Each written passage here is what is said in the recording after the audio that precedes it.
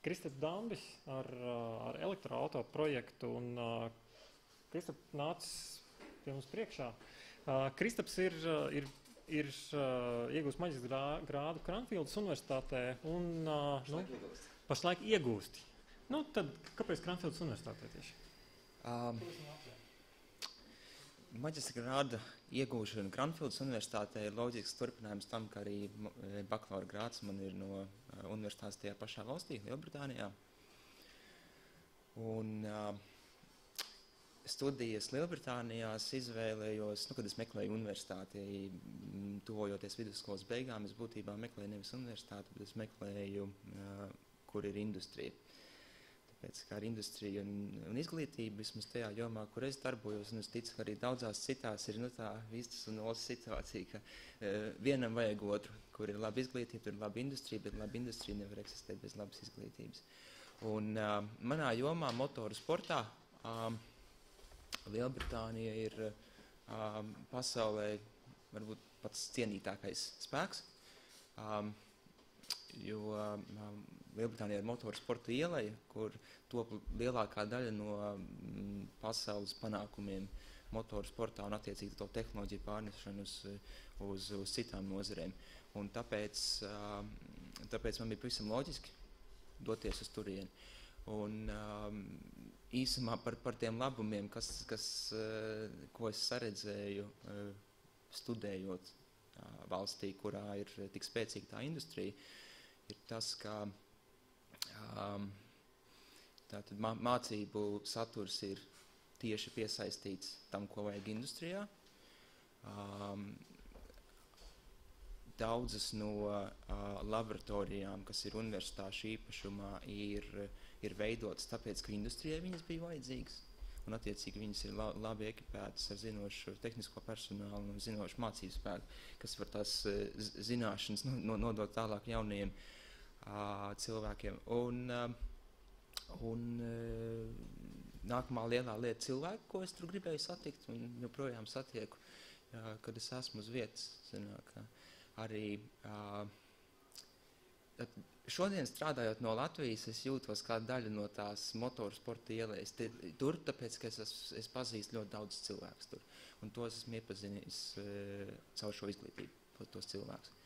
Un visbeidzot, pēdējā saikne industrija un izglītība ir prakses vietas, kas faktiski, tāpēc, ka to izglītību tur uztur un dzena industrija, ir jebkurai universitātei ļoti labas attiecības ar vairākiem nozares uzņēmumiem.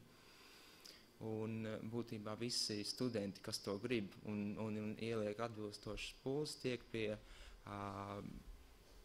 prakses pieredzes pasaules mērogā cienījumā uzņēmumā. Rikards pašā sākumā pieminēja šo sadarbības ieceru ar Tesla, arī elektroautomobīļu ražotāju. Ne visi droši vien zina, bet Tesla faktiski griežās uz diviem Linux datoriem. Un līdz ar to te ir tā nozars saplūsmas vieta starp IT un saturu un elektromašīnām. Faktiski tas arī bija viens no iemesliem, kāpēc mēs savulaik arī sākām sarunāties ar, laikam pareizi jāsaka, Dambju darbnīca. Bet droši vien, ka ne tikai manas mēles ir jautājums, kāds ir pašreizējais status un kāds ir tālākās ieceres ar elektrisko mašīnu? Jā, mēs arī pirms pāris gadiem saredzējām tajos elektroautomobīļos tādu kā nākotni, galvenokārt tāpēc, ka tās daudzās dažādās industrijas tur satiekas, tātad tehnoloģijas, kas dzen uz priekšu elektroautomobīli.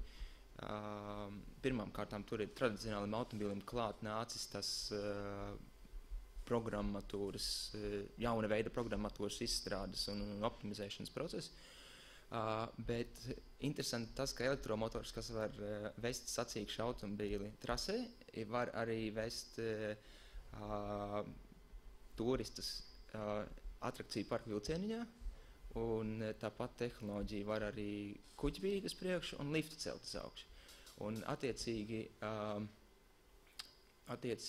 radot radot kaut kādu dzelzs gabalu un ieliekot tur iekšā to programmatūru, tas pēkšņi ir vairs ne tikai ļoti specifiskai nišai, specifiskam uzdevumam radīts, bet būtībā ar viegliem paņēmieniem izplešams arī uz citām industrijām. Tā kā mums nešaubīgi no biznesa viedokļa tas ļoti uzrunāja, un attiecīgi mēs esam tajā visā darbībā saskārušies ar nepieciešamību pēc jauna veida speciālistiem un jauna veida zināšanām.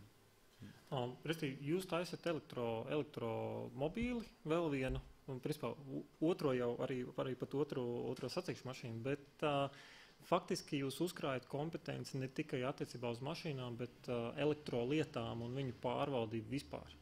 Jā, precīzi, un sanāk, ka tā visa elektroautomobīļa lieta, tie prototipa automobīļi, sauksim par to, kas ik pa laikam pasaulē parādās, gan lielie autoražotāji grib demonstrēt savu tehnoloģisko varēšanu, tāpēc izstrādā eksotiskas automobīļus, kas ir 100% vai daļēji ar elektrisko piedziņu, vai mēs ar saviem sacensību elektroautomobīļiem esam līdzvērtīgs piemērs. Tā visa darbošanās ir tāda pašlaik tādā diezgan pamata līmenī. Ir radīta tā tehnoloģija, kas strādā un no riteņus uz priekšu dzen, un tad visi tie uzņēmumi, arī mūs ieskaitot, nodarbojas ar to, ko mēs saucam par integrāciju. Tad mēs paņemam no plaukta pasaulē dažādās vietās radītas komponentus, pieliekam klāt vēl dažus pašu radītus komponentus un integrējam, lai tas viss strādātu kopā. Tādā stadijā ir tā kopējā attīstība tajā elektroautomobīļu virzienā šajā brīdī. Bet es saredzu, ka nākotnē, kad būs noslīpēts šis integrācijas process, gan mēs, gan arī citi pasaulē sāks rakties tajos sīkumos, kā katru no tiem agregātiem pašu par sevi padarīt labāku. Tā kā tur no tās tehnoloģiskās jaunradas, gan pa taustām lietu radīšanu, gan par programmu nodrošinājumu radīšanu vēl ļoti daudz darbējams. Jūs darbojaties Ogrē kā integrātori. Te aiz loga ir vēl viens Latvijā taisīts produkts, elektriskais divritenis Bluetooth bike. Vai jūs tur arī esat savu pirkstu pielikuši? Jā, mēs esam kaut kādā apjomā esam tam projektam klāt stāvējuši, tādā ziņā, ka galvenais projekta Nēls ir pie mums daudz bijis un par šīm lietām runājis. Un mēs savu tehnisko padomu neesam lieguši jautājumos, bet tiemžēl tā realitāte ir tāda, ka tik cik mēs tur cilvēki esam, un tas daudz nav, mums tomēr ir jāizvirz savas prioritātes, un diemžēl divriteņa projektā mēs tā tehniski darbojušies neesam, tāpēc, ka būtībā pieejamie resursi to ierobežo, bet tā divriteņa tā ir pilnīgi latviešu kompetencija radīt labu rāmu un radīt labu to elektrisko pusi tam visam, to visu salikt kopā un nolikt jebkuram citam pasaulē radītam elektriskajam velosipēdam blakus, un es domāju, ka būtu pat labākiem. Bet faktiski jums bija ar ko padalīties no autoelektrolietām arī, kas ir izmantojams pavisam citam produktam, kas arī uz elektro. Jā, te tas, ko es teicu, ka ir tik daudz tie dažādie pielietojumi, kas pārklājas, un ne tikai transporta jomā, bet faktiski visur, kur ir kaut kāda enerģija iesaistīta un enerģijas uzglabāšana vienā brīdī un izmantošana citā brīdī, visas tās nozares ir pārklājas tik līdz tā iekšā tajos, kas ir mūsu gadījumā elektroautomobīļi. Mēs no tās puses tur pieejam. Izklausās pēc vienas nišas. Kāda ir tava sajūta? Tu esi daudzies apkārt pa pasauli un arī studējis Lielbritānijā. Tas, ka Latvijā ir šāda kompetence, kas pamazām uzkrājās, tas, ka jūs daudzaties apkārt pa Dakāru ar elektromašīnu, Paikspīkā ar elektromašīnu, no taviem studiju gadu kontaktiem, vai tev ir sajūta, ka dodot iespēju Latvijā uz šīs te nišas, uz šīs te kompetences bāzes būtu interesi par Latviju dēļ tā, ka jūs te esat, dēļ tā, ka ir entuziasti, trako cilvēku grupa, kas ņemās ar elektrolietām, vai tas varētu kalpot kā stimuls pāriem no pasaules arī atbraukt šeit? Jā, noteikti es domāju, ka tieši tas trako cilvēku faktors ir tas, kas ir, manuprāt, pats labākais latviešu varēšanas pārdošanas punkts. Ir tā, teiksim, salīdzinot, tā kā atgriežoties pie motorsporta, salīdzinot to industriju Lielbritānijā, kur tas ir tātad pasaulē labākajā līmenī, ar to ļoti niecīgo nozari, motorsporta nozari Latvijā, tad man par lielu pārsteigumu, jo es nācu no Latvijas, man par lielu pārsteigumu bija ieraudzīt to profesionalitāti, kas valda tajā motorsporta nozarē Lielbritānijā. Jo man vienmēr tas ir asociējies ar fanātismu, ar dūlumu, ar to, kā latvieši dara lietas. Un tāpēc mēs daudz lietas varam izdarīt nedaudz ātrāk, nedaudz lētāk un nedaudz labāk. Un es domāju, un tad mēs arī daudzoties pa pasauli, pa šiem te visiem pasākumiem, esam sapratuši, kā mēs varam sevi pozicionēt potenciāliem ārzemju partneriem. Arī šīs dienas man ļoti aizņemts ar ārzemju partneru uzrunāšanu, un tas tas veids, kā mēs sev pozicionējam, ir, ka mēs labāk par citiem varam jums izstrādāt prototipu, kur vajag speciālas zināšanas, speciālu attieksmi, un galvenokārt jau to speciālu attieksmi, to dūlumu. Pirmām kārtām uzņemties lielas lietas, un otrām kārtām viņas arī novest līdz galam nospraustajos termiņos. Faktiski tad savākot kopā visas trīs šodienas sarunas, ir iespēja dabūt saturu, ir iespēja, un Latvijā ir pamats nišām, kur ir iespējams pasaules līmenī strādāt, un dūlie latvieši, tad jāsaka, tad ir arī pietiekams dūlums, lai būtu iespējams ir jauniem produktiem, jaunām lietām startēt pasaulē. Jā, man liekas, ka tas dūlums ir absolūti nepieciešams, lai sev pierādītu, un tad, kad tu jau esi sev pierādījis, tad ir daudz jaunu ceļu vaļā. Tas ir elektroautomobīļu sakarā, var noteikti apstiprināt to. Kas ir nākamo elektromobīlu un Pikepīku? Vakardien preses konferencē paziņojām, ka jau 2 mēnešus strādājam pie jauna, ļoti, ļoti ātra elektroautomobīļu izstrādes, tāpēc, lai nākamgad atgrieztos Pikepīku sacensībās ASV, mums absolūti nemainās mērķis būt pirmajiem, kas šajās leģendārajās sacensībās Amerikā, varbūt jau nākamgad, 92. reizē, kad šāds sacensības notiek, uzvar vienlīdzīgā cīņā ar daudz tradicionālākajām tehnoloģijām. Mērķis mums paliek, un mēs noteikti mēs darbojamies tajā virzienā. Super. Vēl viens stāsts Latviju var. Es došu tālāk vārdu.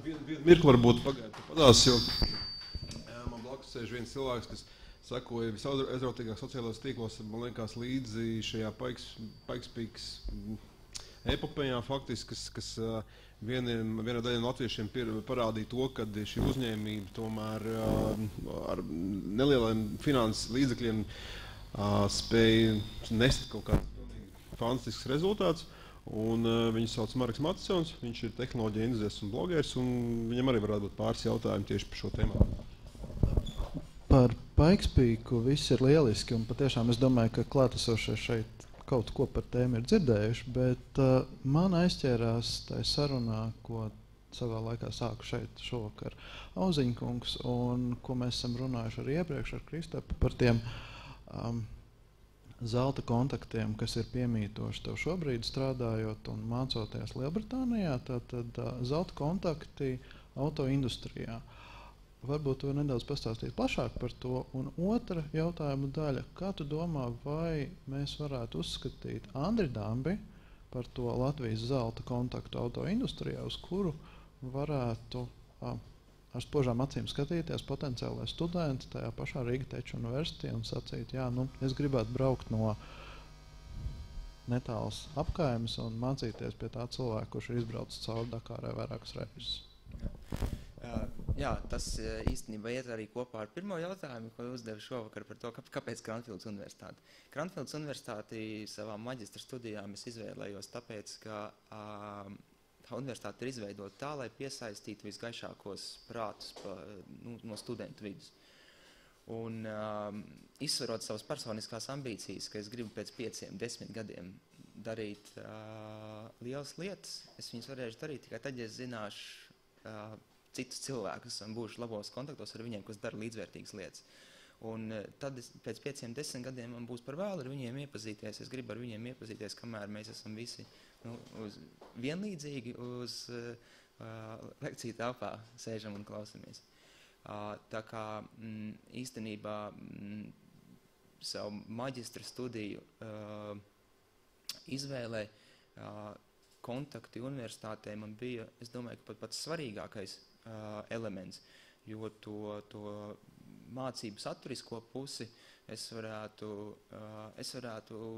uzzināt pa lielam arī no citiem avotiem. Bet tos cilvēkus, kurus šī universitāte man ir pavērusi iespēju satikt, tos gan nekur citur. Tā kā es domāju, tas tagad noved mani pie jautājuma otrās daļas, vai pareizi sakot, pie atziņas, ka es pilnīgi piekrītu, ka tāda tehniska universitāte var pastāvēt tikai tad, ja tā ir saiknes ar cilvēkiem, kas ir tādi kā nākotnes modeļi jaunajiem sensoņiem, un pastāv arī šī iespēja satikt, kā tie studenti satiek šos te šīs ikonas, un īstenībā mums Ogrē strādā viens jauns cilvēks no Rīgas Tehniskās universitātes maģistrantūras, un es domāju, ka tur ir viņa gadījumā pilnīgi piepildījies tas, ka viņš ir atradis tehniski zelta cilvēku, Andri Tambi, un pie viņa ir iemācījies to, ko būtībā tā praktiskā pieredze ir lieliski papildinājusi to akadēmisko pusi, un varbūt vajadzētu vēl pa dažām līnijām, nevis tikai pa jaunu detaļu zīmēšanu, bet, ja būtu iespēja vēl pie pāris speciālistiem tieši tāpat savu to akadēmisko pusi nostiprināt, tad es domāju, ka tas ir, šodien ir prieks, ka mums ir tāds cilvēks, kas ir visam tam procesam bijis tā cauri, un svarīgākā daļa, manuprāt, tur ir bijis tā praktiskā pieredze. Drīkst varbūt to otro jautājumu daļu par tēmu. Ja mēs salīdzinātu to, kā šobrīd redz studijas Anglijā, vai varētu būt tā, ka pat labāk esošais Latvijas izglītības modelis, kuru tu gan neesi izbaudījis, bet attiecīgi esi pieņems lēmumu izvērtējot, kur no pirmās ģimnāzijas doties, un tātad tu izvēlējies Angliju, ka Latvijā pat labāk tiek izglītots cilvēki, kas ir perfekti tehnoloģiju patērētāji, zināšanu patērētāji tālāk un viņu lietotāji ikdienā ļoti augstā līmenī varbūt, bet ka tie nav cilvēki šādu jauno tehnoloģiju radītāji. Vai tas ir par skarbu teikts, un vai tu vari to komentēt?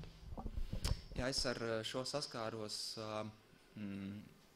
pavisam nesen, kad es kārtējo reizi darbojos aerodinamikas lauciņā, man uznāca tīri interesi.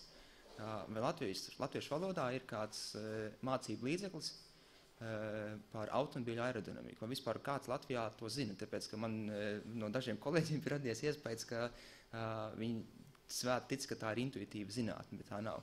Un es noskaidroju, ka latviešu valodā nav šāda mācību līdzekļa. Un tad es sāku pētīt plašāk, kas ir, teiksim, tipiska automobīlistu kursu saturs. Un man radās iespējas, ka šis kurs vairāk sagatavo tādu, kā teica, to automobīļa jau gatavu produktu apkopēju, nevis radītāju.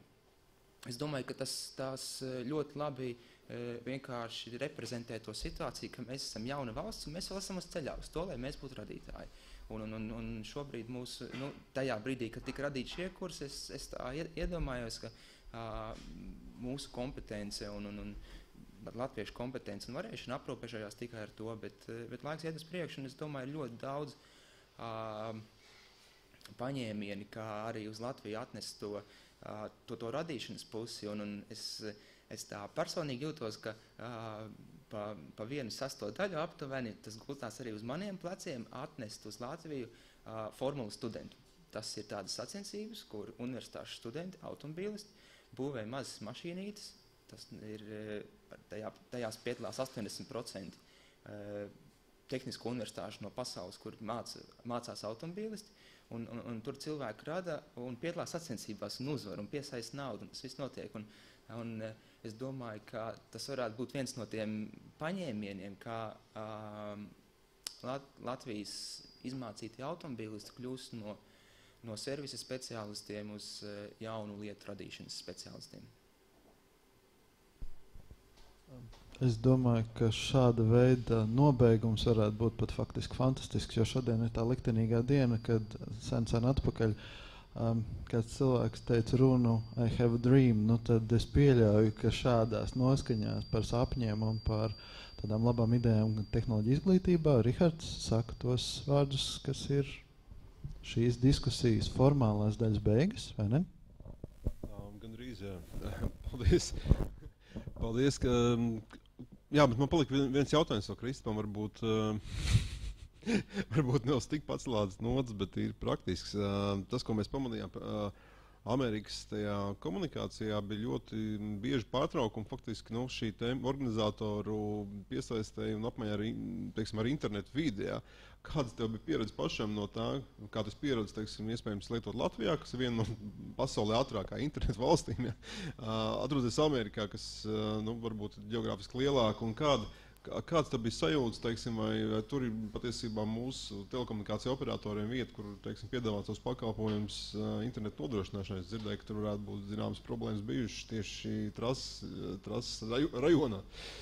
Jā, runājot par konkrēto gadījumu, sacensības, kurās pulcējas dalībnieki un daudz skatītāji, mani patiešām pārsteidza, ka mūsdienās ka nav uzņēmums, kas varētu braukt, nolikt pāris kastītes un pāris gudri cilvēku uztaisīt tā, lai visi var lietot internetu.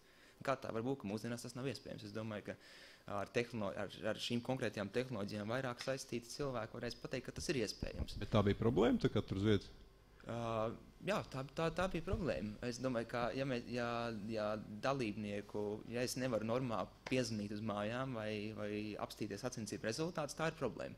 Es domāju, un kādam, varbūt, ka uzņēmīgie latvieši to var atrisināt, jo šis konkrēti ir viens piemērs pielietojumu, bet es ticu, ka ir nākamās sacensības, nākamais publiskais pasākums un līdzīga veida vietā, vai tas būtu festivāls vai mūzikas festivāls vai pilnīgi jebkas cits, kur visticamāk ir līdzīga veida problēmas. Es biju dzirdējis, ka latviešiem tāds uzņēmums kā SAF Tehnika, kas izplašās arī skaitā uz Ameriku, un varbūt ir iemesls, par nākošā sacensību, piedalīšanos, parunāt organizatoriem, piedāvāt arī kaut kādā veidā nolabēt latviešu uzņēmumu Amerikā. Jā, nešaubīgi mēs varam izvērtēt iespējas to izdarīt, jo motorsportam ir tā pateicīgā lieta, ka viss, kas tiek darīts, nes līdzi lielāku vai mazāku publicitāti. Tā kā es domāju, mums noteikti ir arī tas jāpagūst izdarīt. Īstenībā ir arī līdzīga pārliecība, ka Latvijā būtu kompetence, lai to varētu nodrošināt. Un, īstenībā ļoti laba doma šobrīd izaicinājums Latvijas tehnoloģiju uzņēmumiem, daži no kuriem pārstāv ir auditorijā. Es saprotu, ka zelta kontakti ir, lai iziet uz Pikes Peak, un tas būtu tas normāls piedāvājums Pikes Peak organizatoriem. Piedodiet, latvieši, kur ir viena no ātrākajām internetu valstīm pasaulē, varētu jums nodrošināt pieslēgumu sakariem sacensībās, kas neraustās. Super. Paldies. Es dažiem noslēgumiem